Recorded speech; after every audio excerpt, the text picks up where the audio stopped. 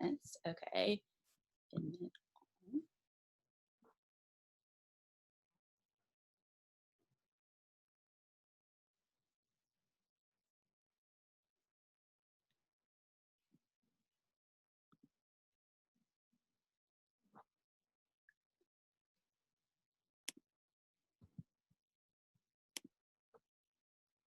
Alrighty, so people are still trickling in. Okay, I'm just gonna have to keep pushing the admit button as we go along, but welcome everyone to our, I'm here today with two very special guests for Buffalo Street Books' second day in our week of YA events. And I'm here today with my co-moderator, who is Naia from the BookTube channel, NayaReadsandSmiles. She has over, first of all, like if you love books and you don't know BookTube, go check out Naia's channel first. But she talks about books on her YouTube channel, talks about the books she likes, the books she's read, the books that she's bought. She's done a lot of really cool things. And most recently, I hear you just got to interview the Bush sisters for YouTube's originals. Yeah, that comes out next week, and I'm so nervous because I haven't seen it yet. But yeah, that was really exciting, and like I was like, I don't remember half of it because you know when like you're so excited sometimes that you're just like, oh. That's how I felt. But yeah, well, I'm looking forward to watching it. And then of course, we have New York Times bestselling author, debut author of this wonderful little book called A Song of Raids and Ruin. We have Roseanne A Brown here today, aka Rosie. We are so excited to be talking to Rosie about her debut novel that the New York Times bestseller list. It's such an amazing fantasy novel. Both Naia and I, definitely one of our favorite books of the year. So hard. And it's so incredible, and we're so glad that all of you guys are here today for us to talk to Rosie about the book and what it's like being a published author a debut author during these very, very crazy times in more ways than one. But without further ado, there's a lot of you here. I'm so glad to see all of you guys here. And we're gonna sort of start with a bit of a moderated conversation, and then we'll open it up to you all for questions. So without further ado, Rosie, for those, can you say a few words about yourself? And then for those who haven't quite yet read it, because it's such a popular book, people are flocking to this book from all over. It has been and continues to be back ordered basically everywhere. So you might not not everyone may have had a chance to read it quite yet, but I assure you guys you will, and you will also love it. So yeah, take it away. All right, so first of all, thank you all so much. Thank you, Isabella and Naia, for moderating. Thank you, Buffalo Street Books, for inviting me. So like they said, I'm Roseanne A Brown, though everyone calls me Rosie, and I'm author of A Song of Raids and Ruin. So for those of you who might not know, A Song of Raids and Ruin it's a dual POV YA fantasy novel set in a world inspired by West African folklore. And it follows two characters. I actually have their cards here so I can keep them straight for y'all. So, oh, you got yours, yay! So oh no, you dropped this. Okay, yeah. So yeah, our two characters here, Malik and Karina. And so basically, when Malik's younger sister is kidnapped by a vengeful spirit, he makes a deal with the spirit that in exchange for her freedom, he will kill the crown princess of Zoran, Karina. So he enters a competition to win Karina's hand in marriage with the intent of killing her. But he does not know that Karina's mother has just been murdered.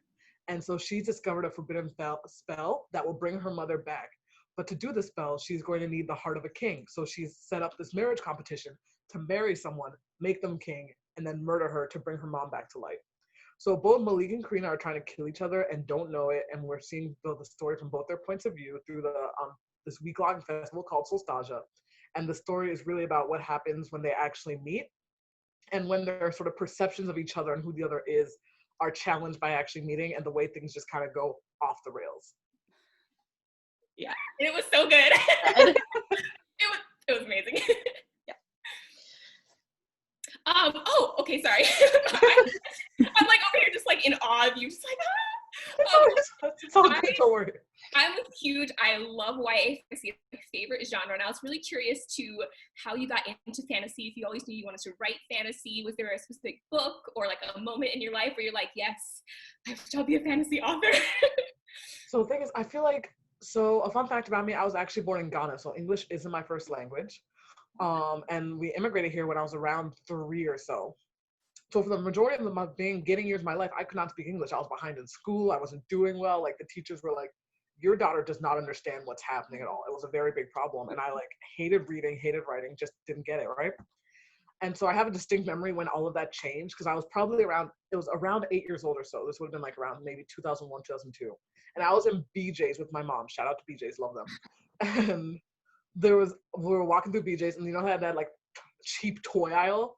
I was like, Mom, I really want this toy. I really want the toy. And she was like, okay, Rosie, I want you, if you can go to the book aisle, take a single book, read the entire book, and tell me what it's about. I will buy you the toy. And I was like, ugh, okay, Mom. And so like I stomped over there angrily.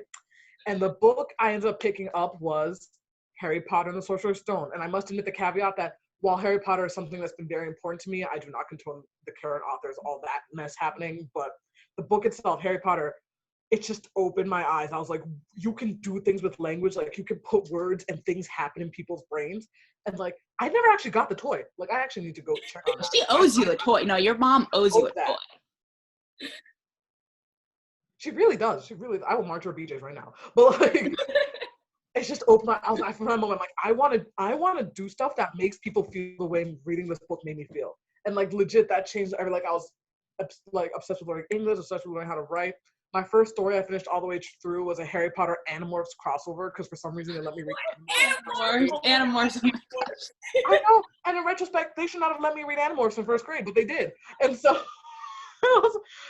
Elfangor was my favorite character. Like he went to Hogwarts. It was all very, very copyrighted. It was ooh, but it was like my first story. I'm like, I'm gonna do this, and I was just like, from there, I just knew. I was like, this is what I want to be doing. Like I want to be doing this, and like.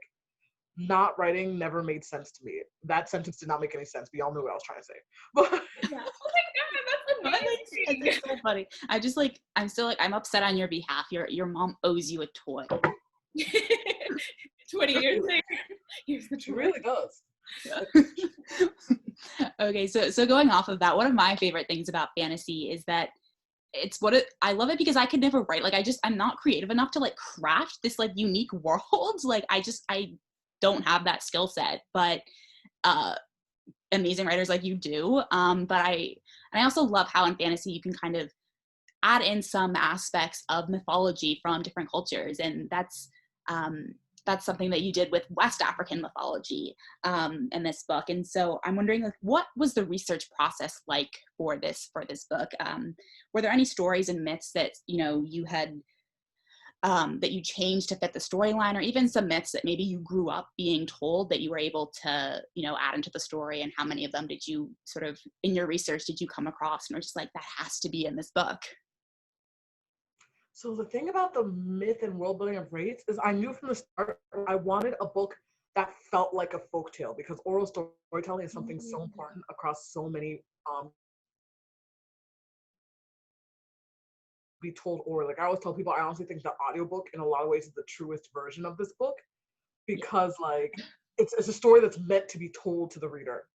And so in that nature, I also knew that because the nature of folktales is like it's kind of similar to a lot of Western fairy tales. Like how something like say Little Red Riding Hood, at no point do they ever actually mention any like country or anything, but like it's Europe, it's like somewhere in the Black Forest in Germany or something.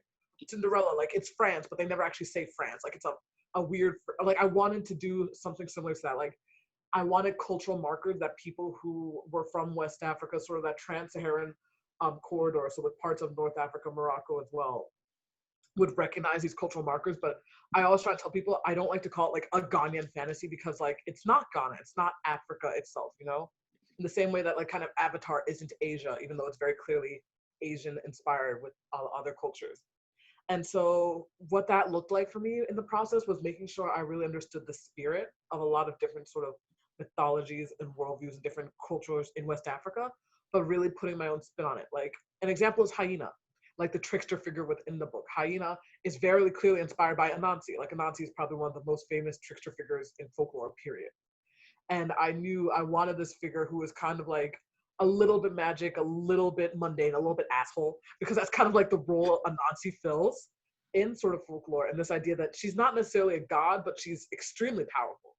And so sort of in for that one, I've researched a lot of kind of Anansi and the role he plays in Ghanaian society, and like the way Anansi is viewed and how those stories are used, and that inspired Hyena. So I use that for a lot.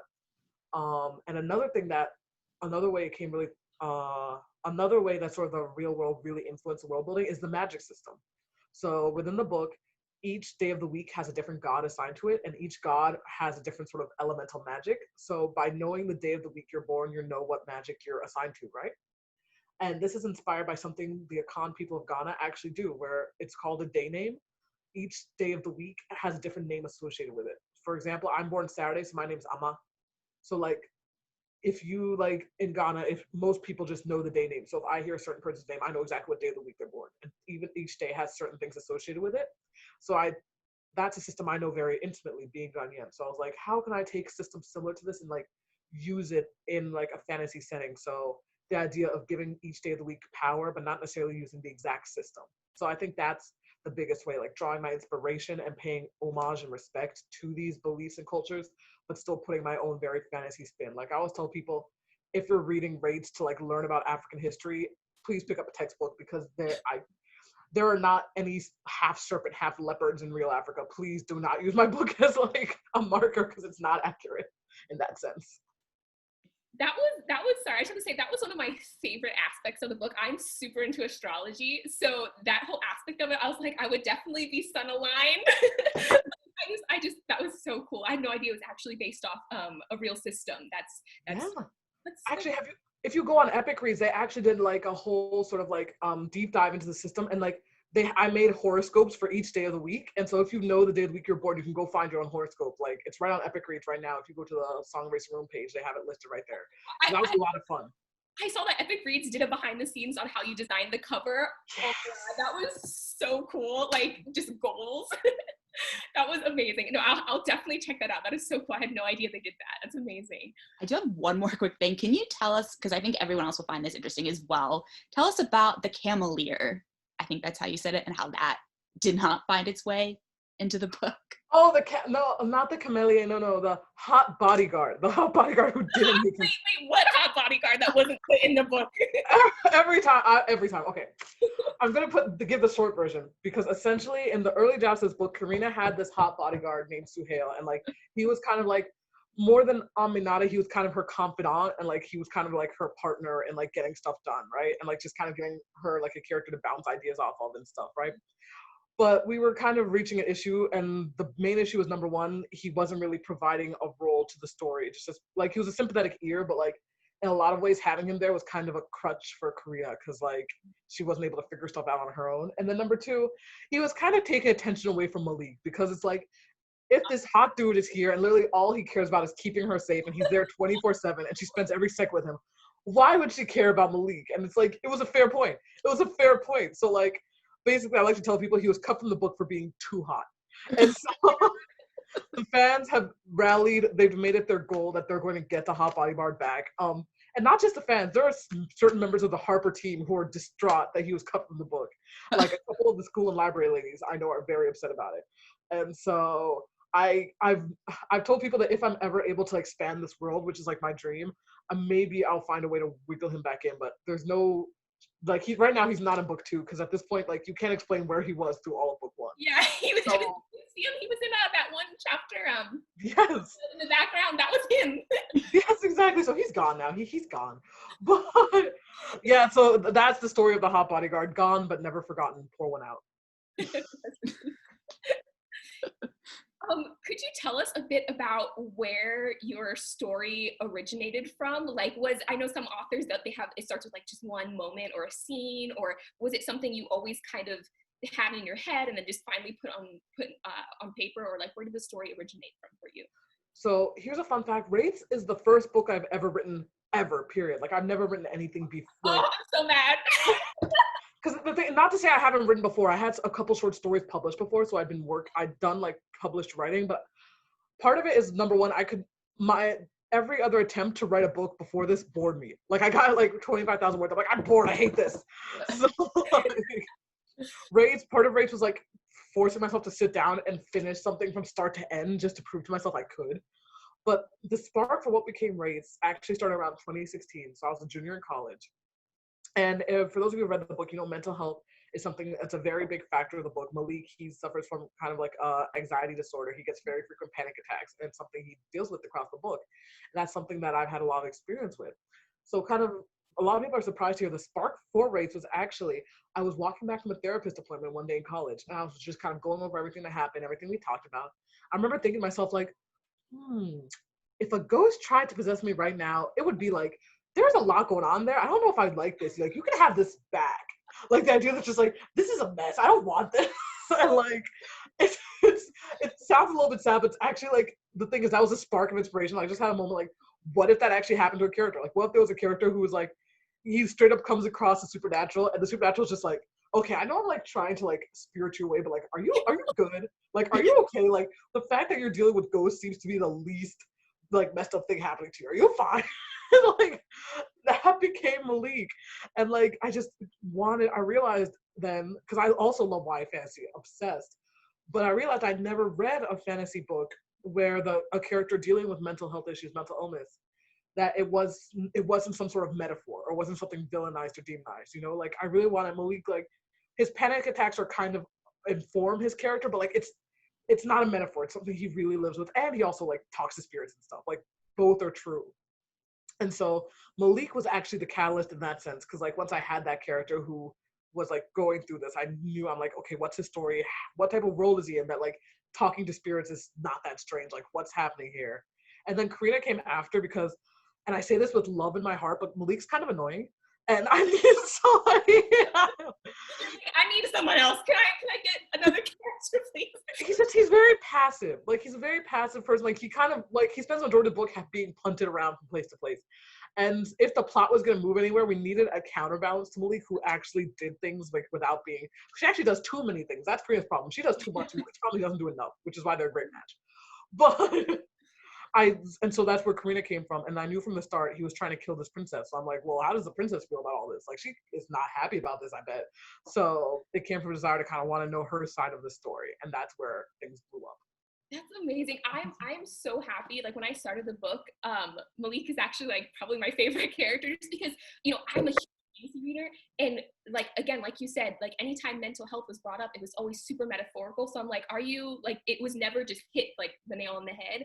And especially with like Black male main characters are always represented as being like hyper masculine and like they're super tough. And then, and then I was reading about Malik, and it was just such like a breath of fresh air to just see it represented. And like Karina as well, like you said, like they just balance each other out. And yeah, I love it. I love that it was told in dual POV as well, just because that's like one of my favorite things in books, is just to see how they, think so differently, and how they, their stories slowly kind of come together and intertwine. And it was just, yeah, I'm like trying not to fangirl.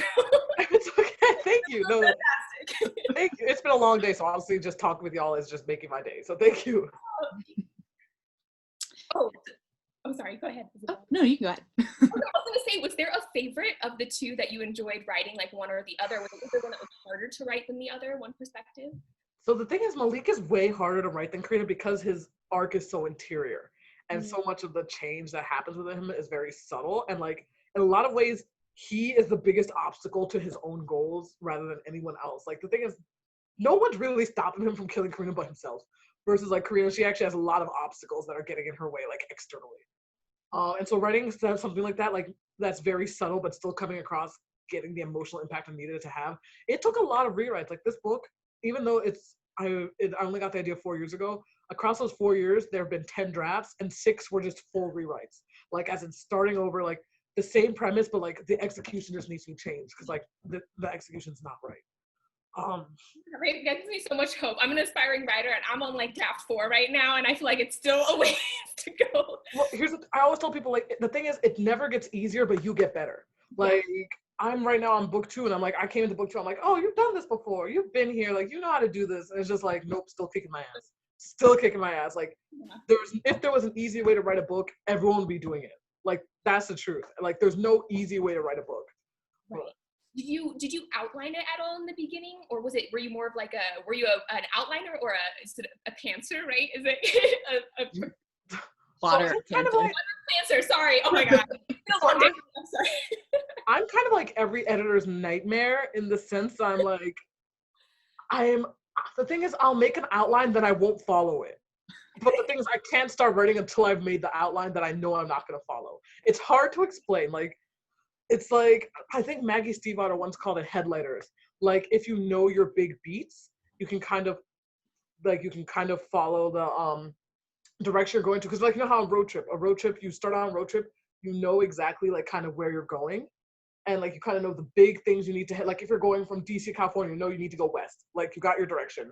And you kind of know at some point you're going to hit, like, Oklahoma, I don't know. But, like, so I kind of like that. Like, I knew from the start, okay, Malik, Karina, blah, blah, blah, blah. But a lot of the details I had no clue about. Like, actually who the villain of the book is, I actually didn't know till I finished the first drafts and I got to the reveal. I'm like, oh, this makes sense. This person did do it. So I'm like, somebody here did this, but I'm actually not sure who. So let me just keep writing until I figure it out. So That's amazing. That's so when you're going through each draft, is there sort of like amount of like a deadline you give yourself? Because I know when you're writing your first book, you're not quite on a deadline yet. Which I'm sure with writing the second book, it's like totally different being on a deadline. But do you say give yourself like, okay, like I'm gonna spend 1 week revising this part of the book, or I'm gonna, is like, how do you choose which parts to start revising? I guess when you're in those early drafts. Well, nowadays it's my editor's deadline because the good people of HarperCollins know my address, so they will find me if they don't get it done. But go at your door. We're gonna need that too. Exactly. But the thing is, honestly, I'm very much sort of a gut reviser in the sense that like my stopping point tends to be like I really kind of naturally where there's a break in the story, that's where I tend to stop. And so when I'm revising, I don't really have a word goal, but I tend to go scene by scene. Like I'll do 2 scenes, like I'll do like maybe a Karina scene, Malik scene, and then that'll be it for the day. Just because I'm like, I want each scene to feel like a cohesive unit. So like, if I stop in the middle of the scene, if I come back the next day, it feels a little bit disjointed where it's like, okay, I started the scene, like this scene was all done at once, so the scenes, figuring out how they fit together, I could do later, but each scene in of itself feels like a small whole. Okay. Oh, that's wonderful. I was always curious because, like I said, like one of my favorite things when reading books is dual POVs. I just think it makes the pace really fast, and you just get these, you see the interaction between these 2 characters. And I'm always curious. I know some authors, they'll just write one character one day and then another character another day. So you'll write both. Sometimes I do have like, the thing is like usually sometimes a chapter will take a whole day. So like if I'm doing Karina, like there's no time to do Malik. But the thing is, because the story needed like, at least my story needed to build, like what was happening to Malik was affecting what was happening to Karina, right? So I couldn't just skip to like Malik and then I couldn't do that. Like if I did Malik, I had to do Karina next, just so what happened in the last chapter was making sure that thread was continuing in the next chapter. So then the thread that was her chapter was continuing the next one. So like, it's very much like it's a stair, like each stair, even though each stair is painted differently, each stair had to be built in order. Oh, I see. And then when you finally were able to, I guess, like get it published. Sorry, I'm like using the wrong terminology for like the publishing process. But when the book got sold, were you was there a lot that was changed, like as far as like when you got to work with editors? That's just something as an aspiring writer, like I'm always curious about like how much from like the story that you had to the public what we've all read, if that makes sense. No, it makes sense. Definitely, like the thing is, yes and no, because again, the premise never changed. Like 2 people trying to kill each other, and each one doesn't know it. Festival, princess, refugee, all that stayed the same. But like, it was the execution, like kind of like in the sense of like the way the competition was set up changed, and the magic system was like kind of redefined. Like the role the magic system played in the story was redefined, and like so like it's weird because like it sounds like those aren't big changes, but those are things that spiral, Right. Like, if you change the setup of the competition, then the setup of how Malik can actually maneuver around Karina changes. Wow. So like, it sounds like a small change, but it's actually something that really affects every other part of the book. So in that sense, the general premise has not changed since it's sold, but just sort of like the way the book unfolds has changed a lot. And was there sorry, I'm just like all the time. I'm really curious with writing fantasy. Was there a part just specifically in this genre that was the most difficult for you? Because I know with fantasy, it's drastically different from, say, contemporary, and you have to quite literally create a whole world. Was there a specific part that was like the easiest part for you, and then like which part was the most difficult? I think the easiest was the characters, because I'm very much a character-driven writer, and I love making characters and like making them feel like people. So the characters, writing that was pretty easy. I think the world building was definitely the hardest. So like hearing people say they really relate to the world building, I'm just like, oof, okay, I did something not awful, great. You did But, amazing. like, It was phenomenal. definitely, like the thing is, I really want to make this feel lived in, but magical, but also like that there's this kind of dark layer to it, and like there's just sort of like a lot to peel back, and like there's just a lot of moving parts, which is part of why book 2 is kicking my ass, because like now you gotta arrange. We believe in you. We believe you have all our energy. I literally have a call tomorrow with my editor, like literally tomorrow, and I'm about to be on the phone like, Kristen, I feel like I'm stuck up a creek without a paddle. I need help, Kristen. Just because like the thing with sequels, I think, is a lot of people don't necessarily want a sequel. They want to read the first book for the first time again. Like that's what they want. And so like no matter, you could write the world's best sequel, but because it's not book 1, they're going to be disappointed, you know. Not And you. so and so part of it is really trying to figure out like how do you honor what people loved about book 1, but without writing the same book again. Right. Like, because if I could just publish Wraiths again and call that book 2, I would do it. Trust me. But you can't do that. Black, like wipe everyone's memory and be like, all right, here it is. Yes, exactly. Like book 2, it's the same thing again. Don't worry about it. But yeah, because like obviously I can't do a festival again, but people love the festival. So it's like, how do you replicate sort of what people loved about this book when a lot of the big elements of what people loved aren't there, you know? So it's like that's the big difficulty of book 2, why so many authors hate book 2 so much.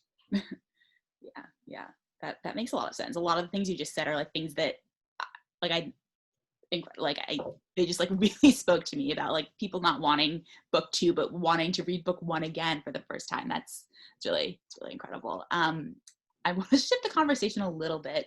I guess some more of a somber tone, not really, but you made one of the like really the first thing, I mean, besides maybe like the little author's note that you read when you open this book is the dedication. And I thought the dedication you made was so moving. And for those who might not be familiar with it, you wrote, "For mom and dad and for every Black child that's wondered if they're enough, you are," which of course really spoke to me. And this book celebrates West African culture, but in our current political climate, it's important to celebrate books that celebrate Black joy, and not just Black plight. And while this book it doesn't take place in America, it takes place in a fictional world, it's not about the suffering of the characters, though they do go through some, you know, Malik being a refugee and losing his sister to a vengeful spirit, and then Karita is dealing with the loss of her mother and not necessarily wanting to be a monarch. But where do you hope that this book where do you hope to see it within the conversation that we're having right now surrounding uplifting Black voices and Black stories? Where do you hope that this book finds its place within that? I love that question so much, because I think Wraiths is an interesting, like if you have the scale of like books that are like necessarily like about the struggle, in the sense like there's the Black struggle, the Black pain books, and those books, again, so important, so needed. Like there is a reason those books like take the world by storm, especially now.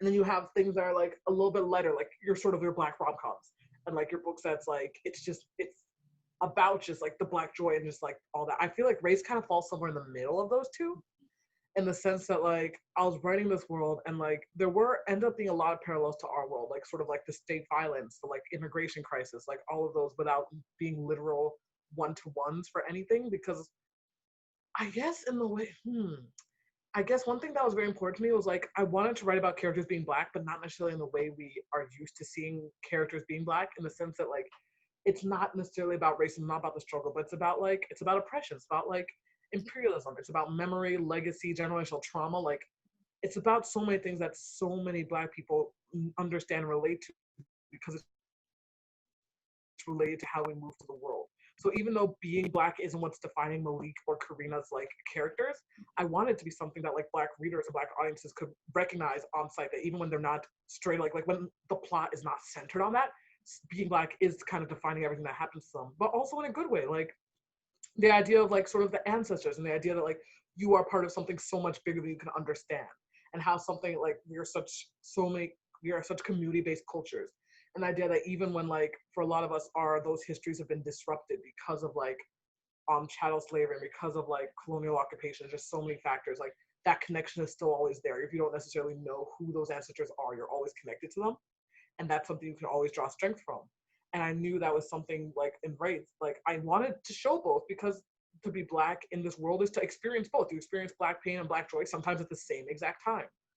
And like the thing is that like, and a part of it also I think is for so many Black people relate to is the idea of like you have to find and cultivate your own joy in the midst of the struggle. Like I remember reading once about how hyper silliness in the Black community is something that's kind of has cropped up as sort of a coping mechanism with constantly living with anti-Blackness. Like we need to create this hyper silly kind of like kooky Black Twitter like just mentality, because y'all know if you're with Black people, you're shooting the shit for hours. Like that's just what we do. But like we did this is part of it is a survival thing. Like we need to cultivate joy to survive, or else it's just 24/7 like, oh, the entire world's trying to kill us. Oh man, this sucks. Like that's not how anyone's supposed to live. And so I think when I was making this book, like the idea of going one or the other, it just naturally just sort of became both. So I think that's what I wanted, where I want Wraiths to fit in that conversation, is a book that like sees and reflects the reality that so many Black readers are going through, young Black readers, but also knows that there's so much more than that, and there's so much more happening around that, and that like in a lot of ways Black joy and Black pain can't be separated because they go hand in hand. It's a really powerful answer, and a way to show that you can write about both and that you can do it in a really amazing way. You can see how much Naia and I are like going over. But I'm just like I'm like feeling y'all's energy here in my office at like 7:30 p.m. Like, yes, I'm feeling it. Question. So I'm mixed. My dad's Black and my mom's Polynesian, and I love fantasy. I'm an aspiring fantasy writer, and something I'm always curious about is, I think, especially for authors of color, especially when we're writing about our own culture, like readers often, like you said, like you want to stress that like this is inspired by my culture, but it isn't a history book on it.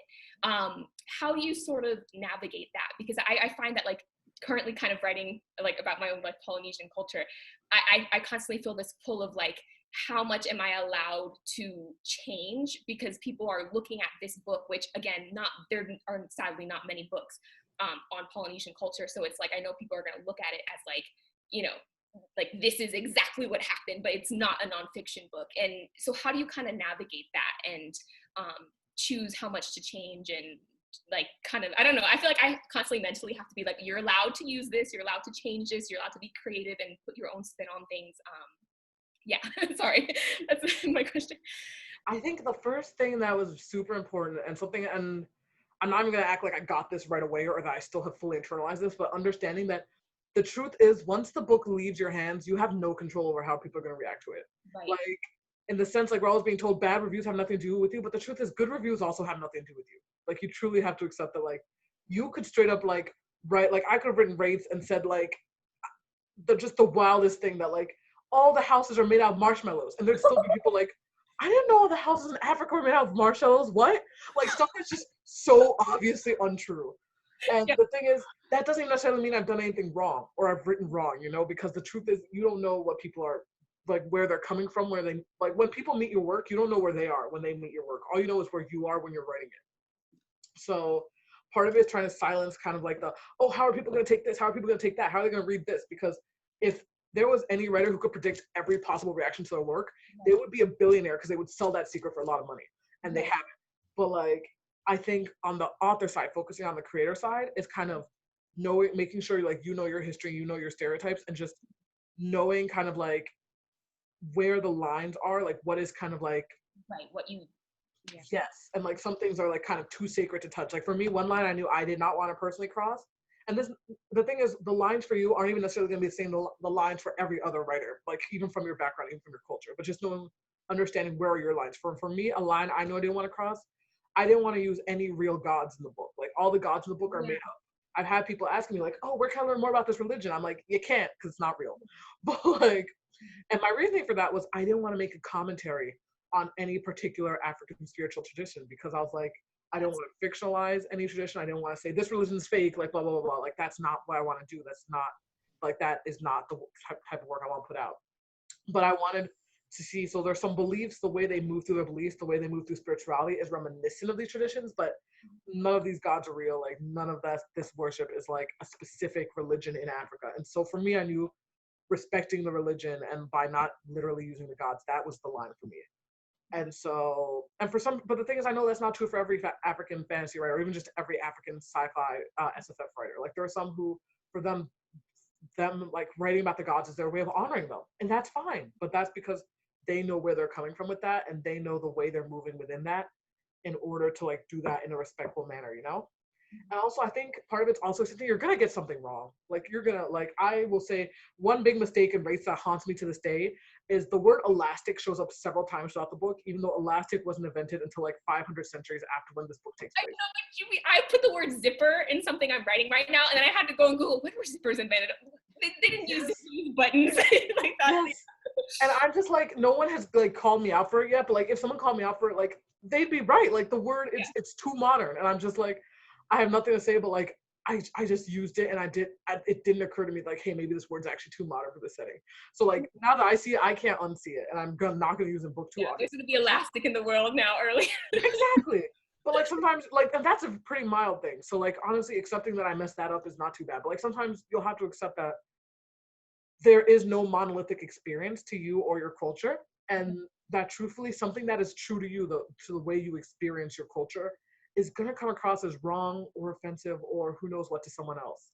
And that sometimes neither of you are wrong. Like the truth is that neither of you are wrong. Like that's something we see a lot with authors talk about queer characters, whether or not like in the closet stories are homophobic or not. And for some people, yes, some people no. And like neither perspective is wrong. So it comes down to not necessarily like, oh, how do I do this and like get nobody mad at me, but like I never, basically, even though like I want to be able to look back at race 5 years from now and probably see lots of things I'll change because I hope to grow as a writer, but I want the spirit that like I moved through. I know I did everything as I could to be as respectful as I could. I want that to always remain true. So that's always my goal. I'm like, have I approached this topic with the sensitivity, with the respect, and with the understanding it deserves. And if I feel like I can't answer yes to that question, then I'm just not going to include it in the book, you know? So I think that's the way to go about that. Like not necessarily reader focused, but you focused, and what type of craft you want to do and what kind of work you want to do. Oh, thank you. That was so inspiring. You know, that was like something I feel like I struggle with so much, just because in Polynesian culture as well, so much of our stories were told orally, and we didn't have a written language until, you know, the colonizers came and we're like, here's an alphabet. And so like even from family to family, stories change and like shift, and it's always like, is this right? This is my version of it? Is it okay to put this out there? And yeah, thank you for that. Speaking of stories, and before we open it up to audience questions, I'm wondering sort of what books have you been reading lately? You know, we're all in, the vast majority of us have been in quarantine. Like, I mean, I hope the vast majority of us have been, you know, following social distancing guidelines, but, you know, we've been sort of sequestered at home for 3 to 4 months. So I'm wondering, you know, what books have you been reading that you love, that you've read during the last 3 months that we've been like at home? You know, and for readers who read and love your book, like what particular books should they like give us a few, like, if you like this, try this type things. And then also like a recent fantasy that you read that you really loved. But we want to hear all the book recommendations from you. So a lot of those actually overlap, but okay, so some things I've read recently. Right now I'm reading The Silvered Serpents, sequel to the Gilded Wolves. I love The Gilded Wolves. Gilded Wolves is like one of my favorite YA fantasies of all time, and I need people to stop sleeping on this book because I love it. You need to read it. Read it. It's so good. The sequel's coming out in September. It's so good. I'm loving it. So there's that. I've also been reading Where Dreams Descend, Janella Angelis. Oh, so good. Yes, I love it. It's like Moulin Rouge meets Phantom of the Opera. And I just love how glitzy and glam it is. And it's just like, oh, I think it's coming out next month. So this is one to definitely have on your radar. I'm writing it down. Yes, please. Also, this one just came out. Cinderella is Dead. Yeah. This one literally just came out this week. Yeah, Yes, we met with her yesterday. Yes. Oh, yeah, Kaylin, she was here. Yes, queer Black girls taking on the patriarchy. How can you not love that? And if you loved Rates, you should read. I have a couple back here on the shelf. Oh gosh. But if you loved, you should read. This one is coming out next month. Raybearer. Oh yes. Yes. Ordered on my nightstand. Yes, and it takes place in a world. It's like global fantasy, though the predominant culture is kind of like West African inspired. And it follows a girl who joins like a council of these like kind of superpowered teens, but like she is kind of tasked to kill the prince, but like this is the only place she's ever belonged. So like what's she gonna do? I'm so excited. So good, so good. And then also this one's not out till next year. It was originally gonna be out in May, but it got pushed back. Like the Gilded Ones, Namna Forna. This one's been called like the Black Panther meets like The Handmaid's Tale. Oh, you got the Fairly one. I'm so sad it got pushed to next year. Yeah, it's gonna be worth the wait. It's gonna be worth the wait. Yes. And this one is just so if you love Rates, either of these books are going. I think these are gonna fill the like kind of the Rates hole in your heart until BookTube comes out. Yeah, you and like Jordan like dominated Janelle too, but like you and Jordan like dominated that social distance book. I was like laughing and like it was. Thank you. That was so fun. Social Distance Book Fest. I've done definitely a lot of virtual events now because of the pandemic, but like Social Distance was definitely one of my favorite ones. Oh, you guys set that up really well. It was the one panel like I had the time to watch during the day. It was like the best thing ever. But with that being said, I think I'm gonna open up the chat for any of you guys who are watching. Okay, already there's a question. Let's see. Okay. So someone is asking, what was the hardest scene in the book to write and why? And I guess I should ask, is that the hardest scene to write? What is that a spoiler? Yes, I'm going to try and describe this as vaguely as I can. There's a scene towards the end where Malik is kind of like, he's sort of facing sort of everything he's been trying to run away from the entire book. And he just kind of has to face it. And there's no, like, I really want to write a scene from Malik. Like, he's a character who, he very much tries to find a way out of things. And like, he tries to outsmart his problems and tries to like kind of maneuver around them. And like, there was just a moment where he can't do that anymore. Like, it's just, you gotta face it. You just gotta meet it all head on. And for a lot of it, it's like unpacking a lot of childhood trauma for him. He came from an abusive household. So like kind of meeting that head on. And like, just, I think that scene was because it needed to feel like Malik really facing his demons. Like in a book where Malik faces literal demons. So he has to facing his personal demons had to feel like this big moment. Like I really had to sort of mind deep, like what does facing everything you hate about yourself as a person actually have to look like, have to feel like? So for that scene to run true, I kind of had to really dig deep into sort of my own teenage like years and like just those years where it's just like, ooh, things don't feel that great. And so I think I remember like writing that scene and just like closing my notebook because I hand wrote a lot of this book actually. Closing my notebook and just walking away. I was like, I need a break. I can't look at this for a little while. Like, no. So yeah, I think that's the scene. And if you read the scene, I think you definitely know what scene I'm talking about. And I know there's a lot of readers who have seen that scene. They're just like, oof, that felt very real to me. Like being a teenager and just listing just all the ways like I feel like I've messed up as a person.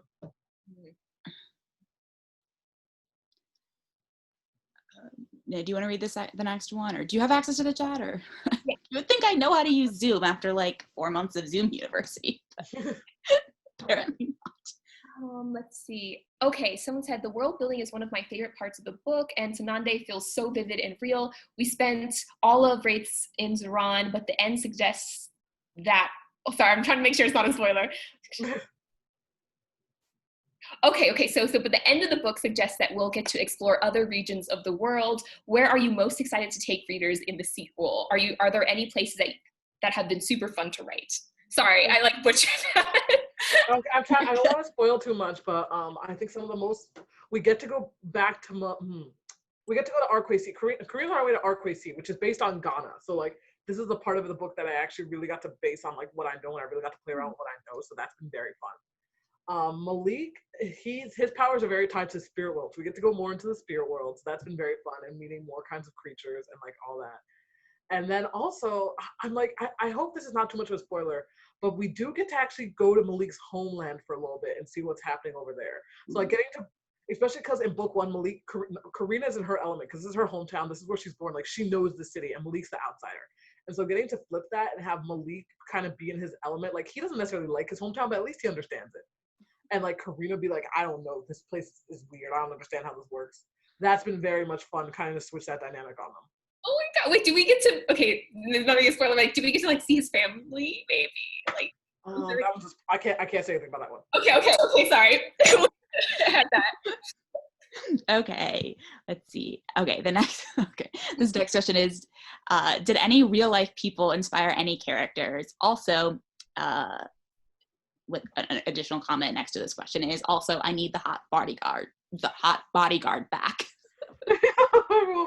Listen, if you want the hot bodyguard back, you need to tweet at Epic Reads and tweet at HarperCollins and let them know you love this book and you want expanded world content. Like they decide this, not me. They're the ones who decide if there's more rates. And so like if people want more rates, HarperCollins is the people to ask. So just in general, like if you love a book, the best thing you can do besides like buying the book and like requesting it at the library is just shouting about it. Like the thing is, publishers keep track of like which books people are shouting about. So like if you really love something, you want to see more from it, be vocal about it, because the publishers, it might feel like they're not noticing, but they are noticing, like they are tracking these things. But on people being inspired by people. That's tricky, huh? I think parts of people, but like no, I feel like it's less people are inspired by people, but like kind of traits and things that like I find fascinating about people I know in real life might make their way into characters. Like I'm trying to give a good example here. Like Tunde, Tunde's kind of tendency is just sort of ramble into stories nobody cares about. That's 100% the thing I do. So that's something I directly took for myself. Like just like I don't think Tunde have a lot of common, except that like we will 100% launch into a story that sounds completely random, and at the end you're just like, what did any of that have to do with anything? He's like, yeah, it seemed interesting. So, but yeah, and I think who else? I feel like there's someone, but I can't remember right now. I'm sorry. But I do know some characters are inspired by other characters in media, not necessarily real people, but other characters. Yeah.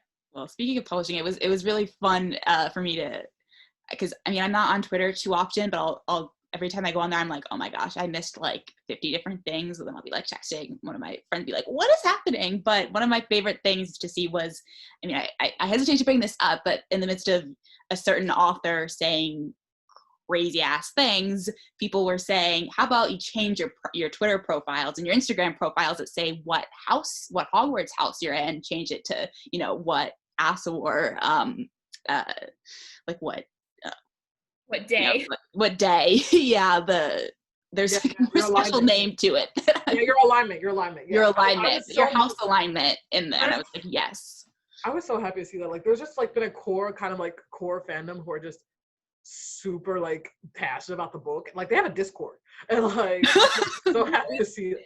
Can we join? I want to join. I mean, probably ask them. Like, I'm pretty sure I have her. If I looked up her handle, I could tell you her handle. Like, I'm pretty sure if you message her, like, can I join that Wraith's Discord? She'll say yes. But someone asked, what advice do you have regarding world building for aspiring fantasy writers? I know we touched on this a little bit, but if you want to. I say the thing is, with world building, it's really easy to get unmoored into details and like trying to like figure out the entire like history of your royal family, even though like none of them actually show up. So very much start with what you need from the story, because the thing is, and I try and tell myself, if it's not important that the character knows this at the exact moment, / it's not something that's affecting what's happening to the character at the exact moment, it's not needed at that moment. So always try and keep your world building. That's how you make sure you keep it tied to the character in the story, because like, and this is something I struggle with too, like a lot of my drafts had a lot of fluff I had to cut, because I'd go into like a 500-word spiel about this one random bakery on the street, and then my editor would be like, what's this have to do with like Karina like trying to like beat this girl up? I'm like, it's just cool. It was in the background, I don't know. But that's obviously not important to what's happening at the moment, so it had to be cut. So really think about your world building in the sense of like, not just like why is this part of the world, but why does this part of the world have to be explored at this moment now? And if you don't have a good enough reason, you just kind of killing your darlings. People people think it means killing your favorite characters, but it means being ready to let go of the things that are holding your book back, even if you like it. And so sometimes that means you come up with a super cool magic system or whatever, but if it's not helping the story, you gotta be ready to table it, because at the end of the day, the fact that it's cool is not going to outweigh the fact it's holding your story back. Right. Yeah. Okay. So if anyone else wants to put, let's see. Oh yeah, there are some more. Again, getting messed up by the scrolling feature. Okay. So this one says, how long did it take you to do research for the book in terms of various African traditions, culture, etc.? And this is one I'm interested in hearing too, because I think, you know, as aspiring writers, we can get really held up in the research element of it, and like just trying to find research and like not sitting down to actually just like start writing. So yeah, see, the thing is, race is honestly, I was doing research in tandem with writing it. So because like as I was writing the book, I was doing research. So there's not really like I did 6 months of research and then I wrote, because sometimes something would come up, like I needed to know, like, oh hey, how much milk can a camel hold, something like that. I'm looking up, but also like as I'm like developing the magic system, I'm looking up the different traditions. I'm looking up like a lot of inspiration was the Akan people of Ghana, because I'm Akan. And also I did a lot with sort of like southern Morocco, learning a lot about different indigenous peoples of Morocco and the way they viewed, because Marrakesh was a big inspiration for Iran. And then just sort of the trans-Saharan trade routes and like just learning all that. But like it very much evolved. Like I learned what I needed as I needed it for the world, you know? So I'm definitely not a writer, because I think part of the problem is because I don't know what my story's about before I really start writing. So I'm not sure what I need to look up before I start writing. So that's part of why I do it as I go, which might not be the most efficient, but that's how I work. I think we have one last question. Someone says, is there anything that you learned about writing that you wish you knew when you started writing the book? Oh, I wish I'd known that like a book needing multiple rewrites, even after it sells, doesn't mean it's not a bad book. Because I very much had this like view that like after it's sold, we do maybe a couple light changes and then like, oh, obviously it was good enough to sell. But like a lot of times a book selling is because the editor sees potential in it. And like they see the potential. And even then, because like Race did 6 rounds of edits after selling. And like these aren't just light edits. I'm talking like major book changing edits. And like a big part of it, as I was doing this, I'm like, I must be the worst writer ever. She probably regrets buying this book. She probably like doesn't want to waste her time on this. But like, no, the thing is like the potential for the book was always there. The edits weren't about like changing this book or like destroying my vision, but as much as bringing out the absolute best version of what I was trying to say and what I was trying to do, you know? And so I feel like it was super disheartening. And like at times I really was just convinced like I just sucked. Like there's no other explanation why 4 revisions in, I still don't have this locked down. But like the truth is just like sometimes you gotta get those. Someone described it once as like sometimes when you turn on a rusty faucet, you have to get the brown water out first before the clean water comes. It's like that. Like you gotta get the bad drafts out before the good drafts come out. And that's just, that doesn't mean you're a bad writer. It doesn't mean you don't know what you're doing. It's just like that's how the brain moves. It's how you keep on churning. Like how you get to the really good stuff is by getting kind of the clutter out of the way. That's so comforting. Thank you. So we have a few minutes left. So if any of you want to, probably have time for 1 or 2 more questions. So if you have any more, feel free to put them in the chat. Otherwise, and I probably have like infinite questions. Sorry, to ask. Like But like, Go ahead. while we wait, and I do want to ask more questions. Go ahead. I want to know what your reaction was when you first saw the cover of the book, or did you kind of know like what the prep like? Yeah, what kind of involvement did you have in it? Like, yeah. So I'll be completely honest. Like from the start, when they were like restarting the cover thing, they were like, "Okay, Rosie, what are you looking for? Where else?" I was like, "You guys, can we not do a girl with a dress cover? Because I'm just kind of like sick of those." And like, because you know, like there's a stereotype of YA fantasy that like, oh, a book with a girl in a dress, like maybe she's holding a sword. That's a YA fantasy cover. And plus, it wasn't already helping that the title is the kind of title like YA fantasy fans are very sick of, and X of X and X. So like I think the thing I've gotten the most shit for about the book has been the title more than anything else. People being like, oh, the book looks cool, but I don't want to read a book with this structure again, which is like, cool, you do you. But so all this to say, at first I was like, yeah, no, I don't want this. And then Harper was like, cool. Anyway, we're doing Girl with the Dress. You're like, we'll take your opinion into consideration. Okay, girl. Exactly. And the thing is, they were right. I say that to say they were right. Like they really came through. And when I saw that, I was like, whoa. And like The thing that actually took the longest was the pattern, because we had, if you guys have seen the arc doesn't actually have I actually think I have a copy of the arc right here. To just give you an example of how different. Pattern you're talking Funny, about? I got a package from Harper with like a bunch of arcs including race, like on the day it came out. And then, like it's one game, and I gave it to another friend. Yes. So just to give you an idea of how different these are, like the left is this is the arc, and that's So a lot of the editing hadn't happened, and the pattern, because the thing is, like, we had the base picture ready, as you saw in like the behind the scenes thing, and so we had this. We knew this, like, this was our Karina. This is what we wanted to work with, but like, we're like, what are we gonna add to this? How are we gonna bring this next level? And like, it was actually a lot of discussion figuring out what kind of like pattern would be. It's so shiny. It's actually hard to get it on camera. But, there was a lot of discussion about like kind of what do we want to add. Naya's got it. Yes. And what pattern can we add that's going to be like culturally respectful, but still really just kind of give a sense of the culture and what kind of world this is and all that stuff. So that's part of why we actually didn't reveal the cover until like 5 months before the book came out. That's really late. Most book covers are out like a year in advance. So that's just because it was worth the wait. It was worth it. Yes, we really wanted to make sure we had this pattern down before we put it out. And it's just like, I just love it. I love it so much. I love the Karinas on the cover. I love that it's green, because I feel like green's not a color people associate with YA fantasy that much. So I feel like it really makes it stand out, because YA fantasy, I think it's always red. But like, no, this one's usually it's like red, and the second one it's like usually like a yellow, right? And then the third one's or like blue or something. But like just even growing out green and like just with the gold and the foiling, it's just been, ooh, I love it. I love this cover so much. Tanya Chapman, she's the author who did she's the artist who did it, and then Tanya Toussaint, she's the model. Wow. Someone says, when are we getting our Netflix series for the Raids duology?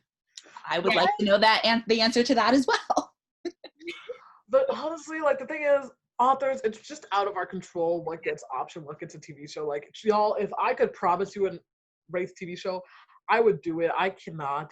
Like, the best thing you guys can do is, again, keep being vocal, keep shouting, because, again, they're keeping track of what series people are chatting about, and, like, which like, who's getting fan art, who's getting the cool bookstagrams, who's getting XYZ. Like, they know, they're keeping track of that stuff, even if it seems like your post isn't getting engagement. So, like, if you guys want to see a Wraith TV show, like, you gotta let the people know you want a Wraith TV show.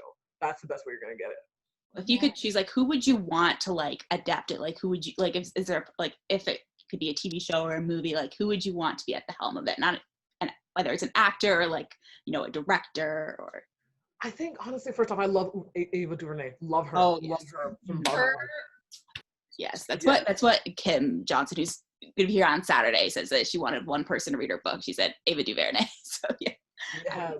Also, I love CW. Like, I feel like CW just has that right upper teen vibe going on. Like, I'd love a TV show on CW would be really cool for Wraith, I think. Oh. Yes. Yeah. Someone asked, I think, do we have time for one more question? Yeah. Okay. Someone asked, I'm really curious about this one too. Someone says, what motivates you to push through each draft? I'm halfway through a draft and I just feel drained of energy and inspiration to write. Well, honestly, these days, I'll be honest, it is money, because I need to be paid, and I get paid when these drafts are finished. So that's I'm gonna be honest with you, that's the truth. But in the pre-sale days, back when like you're writing and there's no guarantee you're gonna sell or anything. And again, keep in mind, this advice is pre-pandemic, because the pandemic has shifted so much. Like, professional, established writers are having a hard time writing right now. So, like, please do not beat yourself up if, like, the words are just having a hard time coming, because, this is a global pandemic happening. Like, the fact that, like, we're not being your 100% creativity is expected. It would be kind of weirder if we were all 100% creativity, because it would be like we're in denial about what's happening. But, so with that aside, I think what got me through was just sort of the idea that, like, you have to love the process. And here's the thing, you can love the process and not like the process. Like, sometimes I hate writing. I hate sitting down. I hate my back gets cramped. My wrist starts to hurt. I hate the scene doesn't make any sense. I hate that. But the thing is, even all the stuff I'm complaining about, I still love writing. And I still love that moment when someone connects with a story, when someone says, oh my God, that scene hit, or this character's so funny, or I hate that. Like, I love the reaction, but even if there was no reaction, even if it was just me and this, like, I love the Wraith story. Like, you have to love the process itself and let that kind of push you through while you can. Because, like, the thing is, writing is going to be hard whether you like it or you don't like it, so you may as well like it, you know? Like, no one puts them through, especially because publishing itself is a whole different beast, and it's just a whole different ballgame. And it's a lot of bullshit. Publishing throws a lot of bullshit at a lot of people. And so why would you put yourself through that for something you're only met about? Because there's a million different industries you could be in, or a million different things you could be doing that are way easier, and that gets immediate gratification.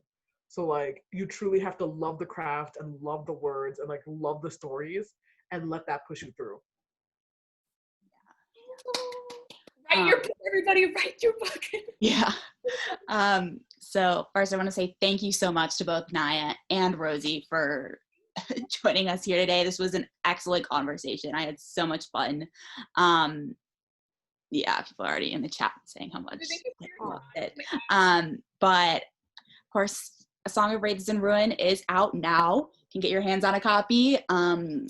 You can also order from our website, buffalostreetbooks.com. And the little character cards. And so this is our second event, or event 2 of 7 in our week of YA.